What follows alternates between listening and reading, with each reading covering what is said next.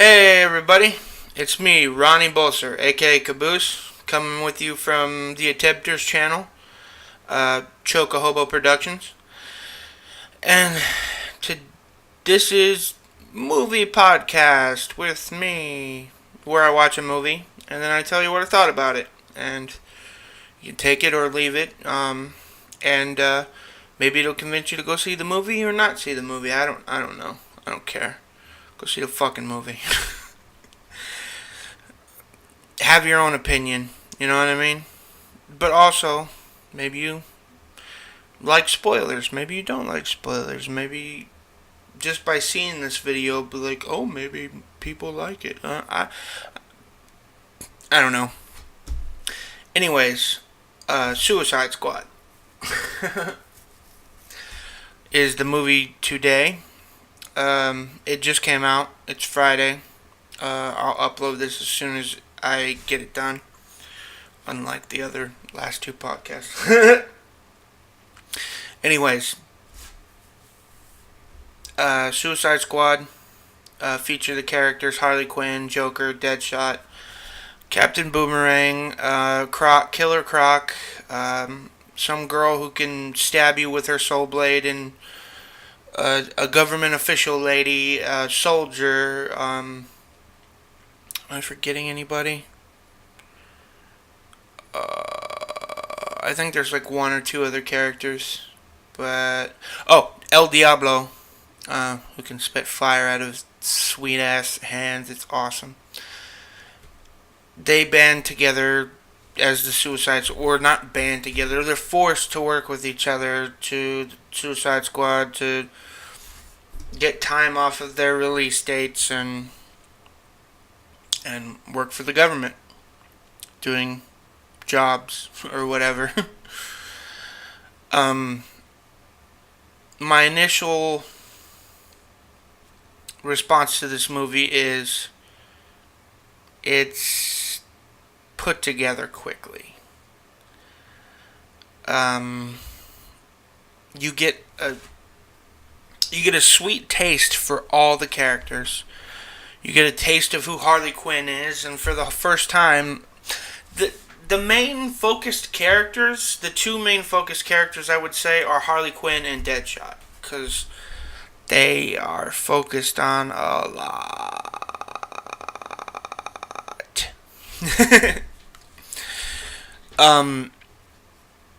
And then the other characters are all side characters, but you still get, basically, in this movie, we get a taste of each who character is, and we want more. And obviously, I think that's the best they could achieve for in all, because apparently this movie was very, very rushed. And then when they got the bad news about Superman versus Batman, or Batman versus Superman, it was rushed again. So it was double rushed. And then there's the thing where after they had 2 or 3 cuts, one was more somber, I'm guessing, and one was more lighthearted. And they took Peaches. They took Peach straight out of Mario and said, "Hey, can you make a movie for us?" No, they basically took pieces of each of that movie and put it together, and it turned out rushed, in my opinion. That's the only thing I can say about it. The storyline is dumb. I do like the bad guy, though. Some people were saying that the bad guy was stupid. It was cool. It was the Enchantress. The Enchantress, if you don't know who the Enchantress is, I'd look her up, because her comics are with the Justice League are pretty dang cool. She even shows herself in the cartoon, except she doesn't have a brother in the cartoon. She, like with the movie, she has a son, and they're immortal. They're both immortal, and they both have everlasting youth. In the one of the best, and the first episode of Justice League Unlimited is Batman, Superman, and Batman, Superman, and Wonder Woman as kids. The Enchantress, the son, is tired of being a child, so he turns everybody in the world into children. Pretty cool. And so Superman, Batman, and Wonder Woman as children have to go fight the Enchantress and the Enchantress's son.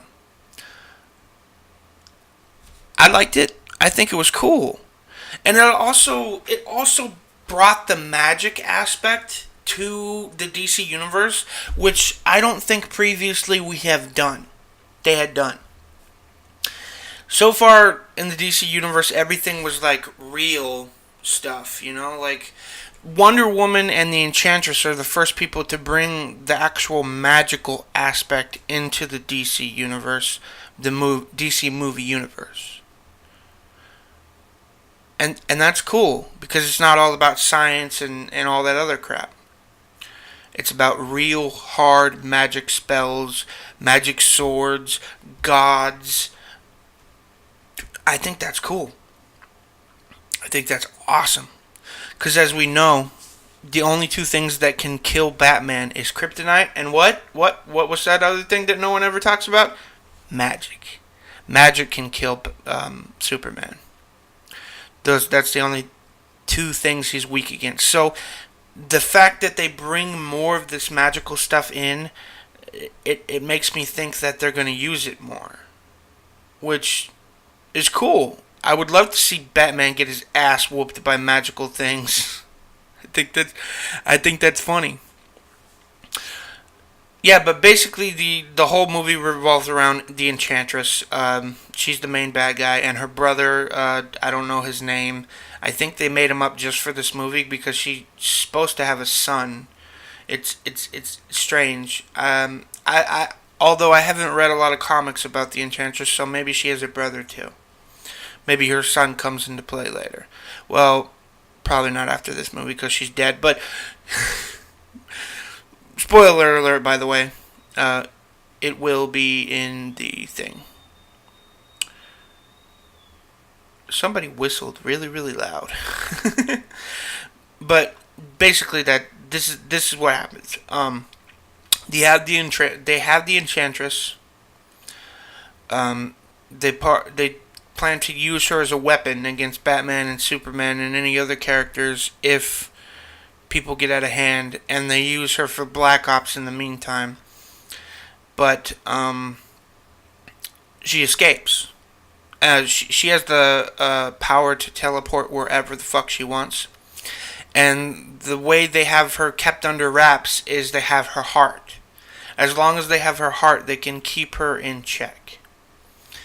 And they can kill her. Well, she can teleport pretty fucking fast. Because she teleports.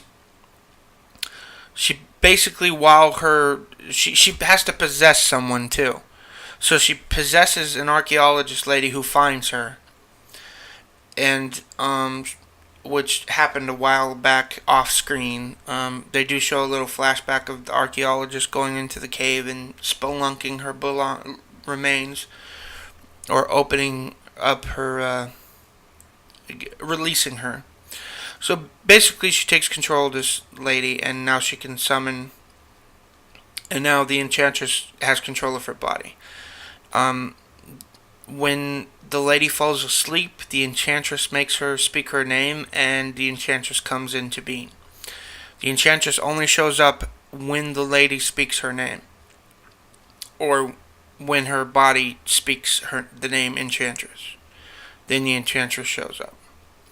So the Enchantress escapes. She's in love with the soldier guy. Rick Flair Jr. or something like that. And he doesn't have the heart to shoot her or kill her. So for like 10 seconds, or the night before the mission, I think it's the night before the mission, she releases her brother, and then puts her brother in the body of a possessed human and says, feed until I need you. And then she abandons the mission that they're on, and they stab her in the heart. But before they stab her in the heart, she goes to her brother and says, "They're killing me. You need to help me." And he gives her some of her power that he fed off of the humans, and she stays alive a little bit longer. But she still has to get her heart back, so they won't. She wants to. Then she says some crap that they don't worship her anymore. They don't worship her brother anymore. They worship machines. So she builds a machine to kill everyone. In comes the Suicide Squad. They do the whole introduction thing before the movie. So they introduced all the characters. They introduced Harley Quinn. They introduced Deadshot. They introduced Croc. They introduced El Diablo. And they basically, this is kind of like an origin story for all of these characters in like the first 30-35 minutes of this movie, which is extremely fast, but it works well. I think it was fun. I think it was fine to me. What I was looking for in this movie was three things: action, comedy, and the Joker. Yeah, I am a huge Joker fan. If there are two characters in the whole in all of comic books, both Marvel and DC, my two favorite characters are Deadpool, and I've read all of his comics up to 2012, and the Joker. And I've read every single comic that the Joker has been in. Um, I have the best of from all the 1950s comics of the Joker. I have the Killing Joke. I've read a lot of Joker stories. Is what I'm trying to get the gist of and say. Even the stupid knockoff ones that are like one or two issues, but it doesn't matter because they're awesome. um, so it gave me everything that I wanted in this movie. It gave me the action, which, oh my god,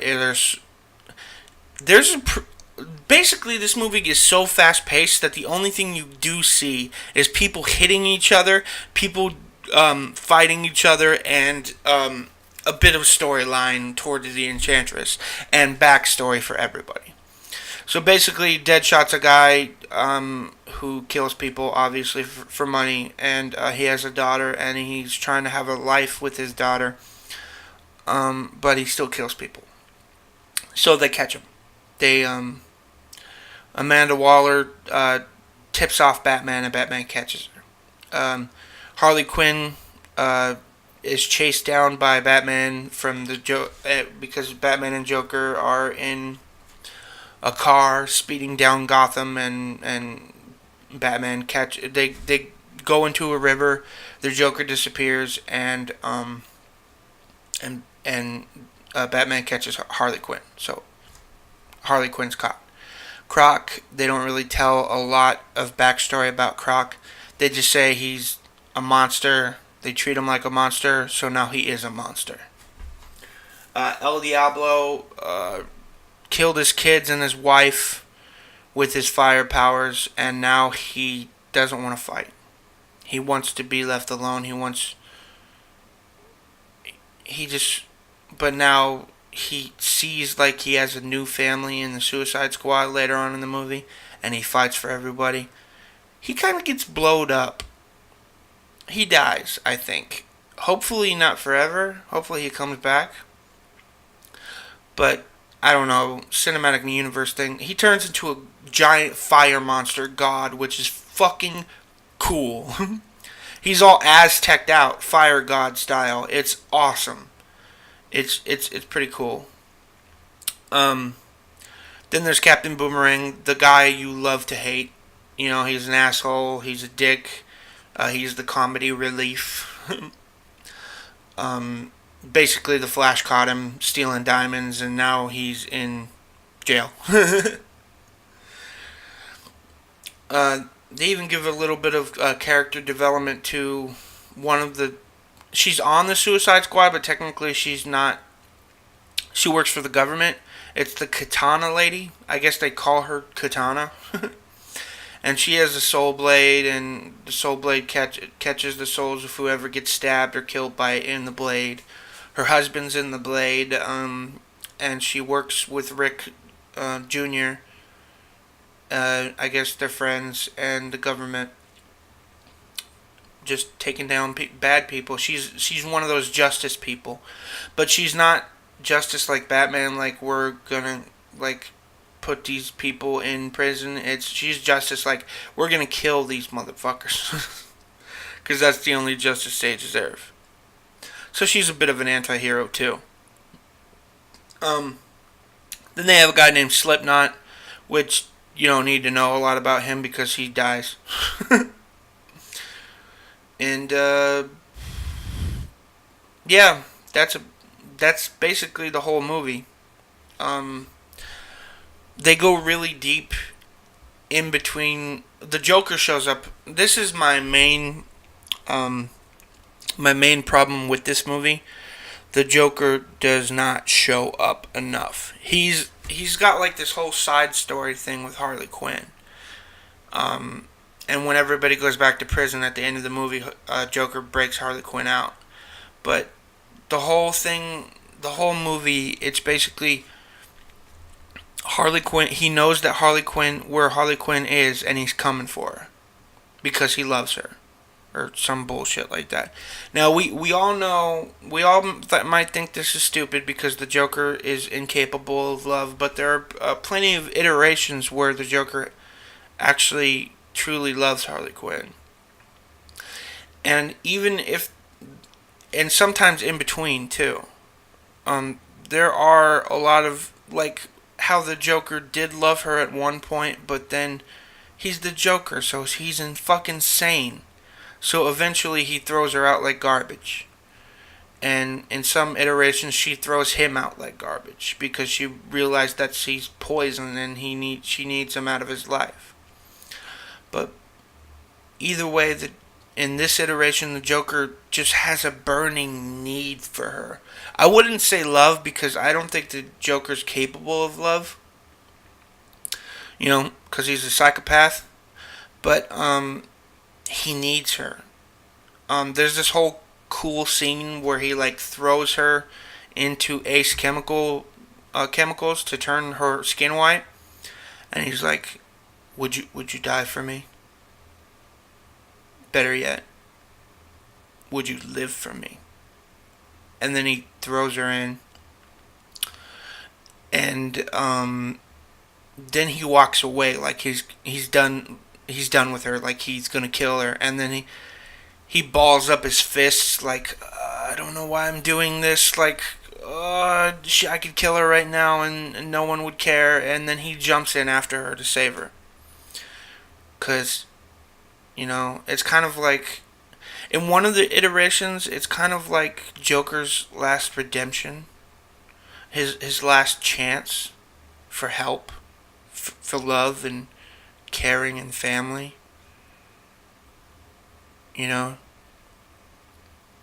But then later on he goes completely insane and throws her away, saying stuff like, I can make 100 people like you.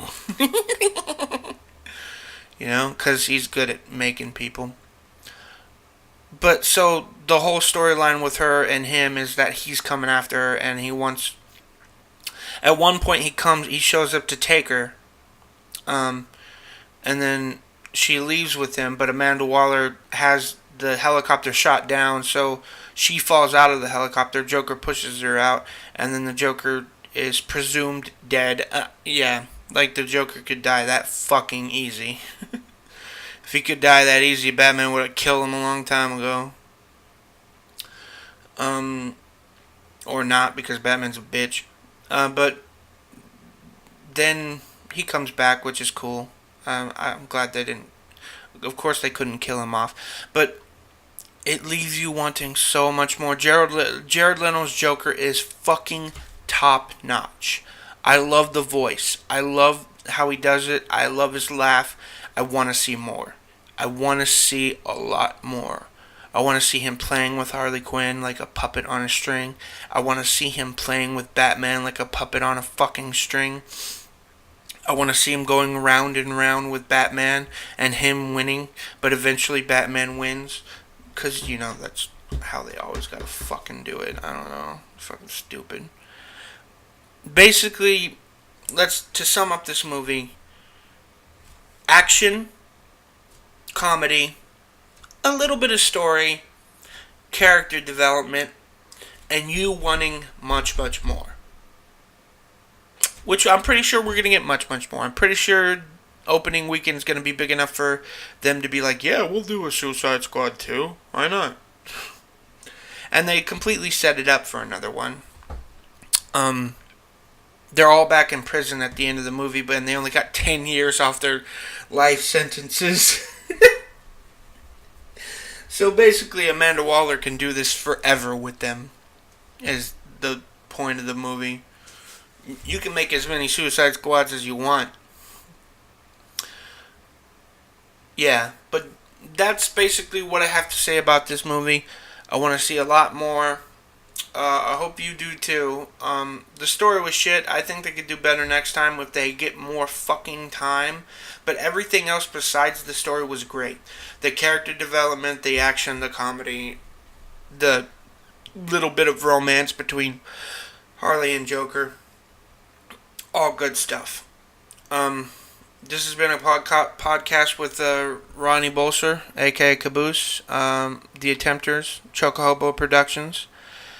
Let me leave you with one last thing. Life is precious. You know, I've had some bad stuff happen today while I was watching the movie. While I'm not at liberty to say what happened, I want you to know that life is very short and anything can happen at any time. And isn't that the point to why we like superheroes so much? We love superheroes because they have power, because they have responsibility, because they don't have any responsibility, because they can do things that we can't. But let me bring you back to the real world for a second. Anything can happen at any time. And you won't be here anymore. Or someone you love won't be here anymore. Or an acquaintance or somebody you met 3 days ago won't be here anymore. And it makes you think about life and love, and just don't waste your time. Don't do what you want to do when you want to do. And hey, if you want to watch movies all day and do what you want to do, hey, that's what I do. This has been a podcast by Ronnie Bolser. Remember to love each other. Goodbye.